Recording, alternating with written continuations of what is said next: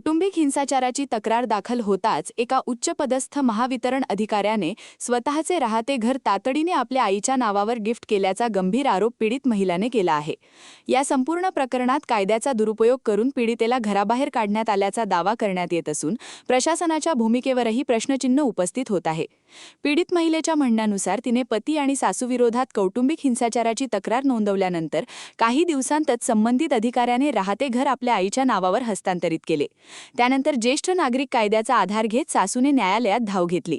विशेष म्हणजे संबंधित महिलेच्या सासूच्या नावावर आधीच एक घर असल्याचा दावा देखील करण्यात आला आहे। या प्रकरणात न्यायालयाने घराचा ताबा आईला देण्याचे निर्देश दिल्याचे सांगितले जात असले तरी प्रत्यक्ष कारवाई दरम्यान फक्त पीडित महिलेचे सामान घराबाहेर फेकण्यात आल्याचा आरोप आहे। तिच्या पतीला कोणतीही कारवाई न करता केवळ महिलेलाच लक्ष करण्यात आले का असा सवाल उपस्थित केला जात आहे। यातील सर्वात गंभीर मुद्दा म्हणजे पीडितेला घर खाली करण्यासाठी कायद्यानुसार 24 तास आधी नोटीस देण्यात आली नाही असा आरोप समोर आला आहे। अचानक करण्यात आलेल्या कारवाईमुळे पीडित महिला सध्या भगवाननगर परिसरातील आपल्या माहेरी आश्रयाला असल्याचे समोर आले आहे। विवाहित भाऊ आणि वहिनी राहत असलेल्या घरात आश्रित म्हणून राहण्याची वेळ आल्याने तिची आत्मसन्मानाची लढाई अधिक कठीण बनली असल्याची भावना व्यक्त केली जात आहे। पीडिता एका अकाउंटंटकडे नोकरी करत असून आर्थिकदृष्ट्या आत्मनिर्भर असली तरी मानसिक आणि सामाजिक संघर्ष मोठा असल्याचे तिचे म्हणणे आहे। या संपूर्ण प्रकरणात एसडीओची भूमिका संशयास्पद असल्याचा आरोपही करण्यात आला आहे। संबंधित अधिकाऱ्याला लाभ पोहोचवण्यासाठीच प्रशासनाने घाईघाईने कारवाई केली का असा प्रश्न उपस्थित होत आहे। बाईट 001 या प्रकरणात कोराडी पोलिसांनी देखील कायद्याची योग्य अंमलबजावणी केली नाही असा आरोप पीडितेकडून करण्यात आला आहे। विशेष म्हणजे या प्रकरणातील संबंधित महावितरण अधिकाऱ्याच्या डोक्यावर कोराडीतील एका नेत्याच्या पीएचा वरदहस्त असल्याची चर्चा परिसरात रंगत आहे। त्यामुळे या प्रकरणाची निष्पक्ष चौकशी होण्याची मागणी आता जोर धरू लागली आहे। या पीडित परिवाराने आता न्यायासाठी संविधान चौकात आंदोलनाची भूमिका घेतली आहे। सर, मी मोनिका प्रदीप शिंदे आणि मी विद्यानगर कोराडी येथे राहते। ही माझी मुलगी आहे 8.5 वर्षाची। आम्ही दोघी गेल्या 2 वर्षापासून एकटं प्लॉट नंबर 65 विद्यानगर येथे राहत होतो आणि प्रदीप शिंदे हे गेल्या 2 वर्षापासून माझ्यासोबत राहत नाही।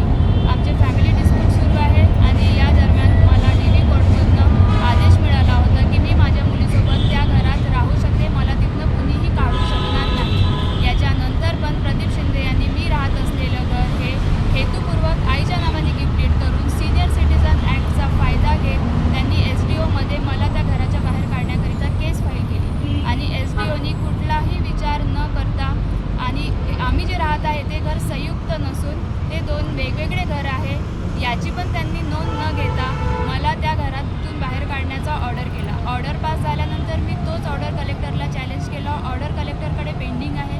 कलेक्टरला मी 4 मेला पुन्हा एक ॲप्लिकेशन दिली की सर एसडीओकडनं इव्हिक्शनसाठी प्रेशर येऊन राहिलं आहे, ते ऑर्डर एक्झिक्यूट करायचं म्हणत आहे, तर याच्यावर तुम्ही एक तर मला त्या ॲप्लिकेशनवर स्टे द्या किंवा तो स्टे रिजेक्ट करा जेणेकरून मी हायकोर्टात जाऊ शकेल। पण त्यांनी 8 दिवसात ऑर्डर देतो म्हणून पण 8 दिवसात ऑर्डर पास केला नाही। शेवटी 23 तारखेला एसडीओकडनं काही अधिकारी माझ्या घरी आले। 23 तारखेला सोबत पोलीस कर्मचारी पण आले आणि याची काहीही पूर्वसूचना मला मिळाली नव्हती। त्यांच्या म्हणण्यानुसार 5 मेला कोराडी पोलीस स्टेशनला एसडीओकडनं ॲप्लिकेशन गेली होती की कार्यवाही करण्याबाबत। ती ॲप्लिकेशन कार्यवाही करण्याबाबत होती, त्यात कुठेही असं मेन्शन नव्हतं की मला जबरदस्तीने मी घरी नसताना घराचं लॉक तोडून सामान बाहेर करावं किंवा मला आणि माझ्या मुलीला बेघर करावं। याच्यानंतर जे अधिकारी आले होते जे स्वतःला तिथले तहसील ऑफिसमधले मंडळ अधिकारी सांगत होते, पण ते वास्तविक पाहता एक पटवारी होते। आमच्या बोखारा ग्रामपंचायतचे ते पटवारी होते। तर पटवाऱ्याला हा अधिकार कोणी दिला की तो बळजबरीने कुठलाही विचार न करता घराचं लॉक तोडून माझं सामान त्यांनी भरलं आणि माझ्या घरी सामान भरणारे जे लोक होते हे कुठलेही शासकीय कर्मचारी नव्हते, हे प्रदीप प्रभाकर शिंदे, प्रेमलता शिंदे हे यांचे नातेवाईकच होते। मग जर हा ऑर्डर एसडीओचा होता तर तिथे एसडीओचे कर्मचारी का नव्हते सामान काढायला? यांचे पर्सनल लोक का बरं होते? मला फोन आल्यानंतर त्यांना मी बोलली पण की मी अर्ध्या तासामध्ये तिथे येत आहे सर, तुम्ही लॉक तोडू नका, मला कुठलंही नोटीस मिळालेलं नाही आहे। तर त्याच्यावर त्यांचं म्हणणं असं झालं की ऑर्डरनुसार गैर अर्जदार क्रमांक प्रदीप शिंदेसुद्धा आहे आणि त्याच्या सहमतीने आम्ही लॉक तोडत आहे, त्याच्या सहमतीने आम्ही सामान काढत आहे। पण त्यांनी ह्या गोष्टीकडे लक्ष दिलं नाही की प्रदीप 2 वर्षापासून माझ्यासोबत राहत नाही आहे आणि त्याच्यानंतर जे सामान काढलं आहे तर ते कुठे नेलं, कुठे ठेवलं, त्याची चाबी, त्याचा ताबा मला दिला नाही। त्यात प्रदीप पुन्हा असे पण बोलले त्या अधिकाऱ्याला की मी चाबी हिला देणार नाही, कारण की ही पुढे चालून सामान जर चोरून नेईल तर मग मी काय करेल, तुम्ही सामान देता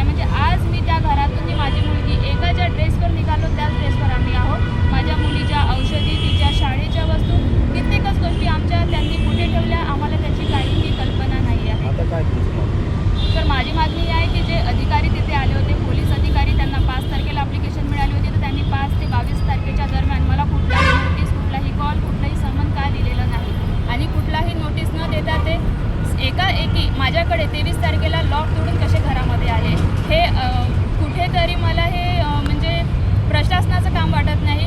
हे कुठेतरी भरजबरीने पैसे खाऊन केलेलं काम वाटत आहे. हे कुठेही लिगली झालेलं नाही आहे. तसेच जे आणि यांची चौकशी झाली पाहिजे, यांच्यावर कार्यवाही झाली पाहिजे. तसेच जे तिथे आले होते तहसील ऑफिसमधनं पटवारी, तर ते ॲक्च्युली स्वतःला मंडळ अधिकारी सांगत होते, पण ते मंडळ अधिकारी नसून ते पटवारी होते आणि ते एकटेच आले होते. आणि त्यांनीसुद्धा प्रदीप शिंदेनी जसं बोलले त्या पद्धतीने ते वागले. प्रदीप शिंदेनी अर्ध सामान काढलं, अर्ध ठेवलं. ऑर्डरनुसार घर खाली करण्याचा आदेश प्रदीप आणि मला दोघांनाही होता. तर प्रदीपचं सामान त्या घरात का बरं आहे, पूर्ण सामान का बरं काढण्यात आलेलं नाही आहे? म्हणजे हे तर ऑर्डरची अवहेलना आहे ना. मग तुम्ही कुठला आदेश म्हणजे फॉलो करायला तिथे आले होते? आणि याच्यामध्ये जे पटवाडी आहे त्यांच्यावर सुद्धा FIR झाली पाहिजे, कार्यवाही झाली पाहिजे. कारण की त्यांनी पण जे काम केलं आहे ते पूर्णपणे इलिगल आहे, बेकायदेशीर आहे. त्यांनी कुठलीही कॉपी मला आजच्या डेटपर्यंत मिळाली नाही. काल माझ्या घरचं एवढं सामान काढलं, कुठे केलं काही मला माहिती नाही. ते मला एकच शब्द बोलले की गैरअर्जदार प्रदीप शिंदे इथे असताना आम्हाला तुमची गरज नाही. जेव्हा की तो माझ्याशी गेल्या 2-2.5 वर्षापासून राहत नाही आहे. 2-2.5 वर्षापासून जेव्हा राहत नाही तर फक्त त्याचाच सामान त्या घरात आहे का? आमची काहीच सामान होते का? क्या हुआ बहू? माँ, पाइल्स की बहुत तकलीफ हो रही है। तो तुम गुदरोग सर्जन के पास क्यों नहीं गई? देखो, जैसे हार्ट के लिए हार्ट स्पेशलिस्ट, ब्रेन के लिए ब्रेन स्पेशलिस्ट, तो पाइल्स के लिए पाइल स्पेशलिस्ट क्यों नहीं? स्त्री हो या पुरुष, टॉयलेट में तकलीफ केवल पाइल्स ही नहीं, और भी कई प्रकार के गुदरोग तथा कैंसर भी हो सकता है. इसीलिए इसकी प्रत्यक्ष जांच जरूरी है. ठीक है माँ, पर जांच के लिए हम जाएंगे कहाँ? वही काले आयुर्वेदिक पाइल्स हॉस्पिटल में. लेकिन माँ, प्रेगनेंसी में पाइल्स की दवाइयाँ? प्रेगनेंसी में आयुर्वेदिक दवाइयाँ सुरक्षित होती है. जनहित में जारी काले आयुर्वेदिक पाइल्स हॉस्पिटल, औषधि चिकित्सा तथा सर्जरी ट्रीटमेंट उपलब्ध. हमारा पता उमरेड रोड, दिघौरी बस स्टॉप के पास, नागपुर. अधिक जानकारी के लिए वेबसाइट पर जाएं kalepileshhospital.com.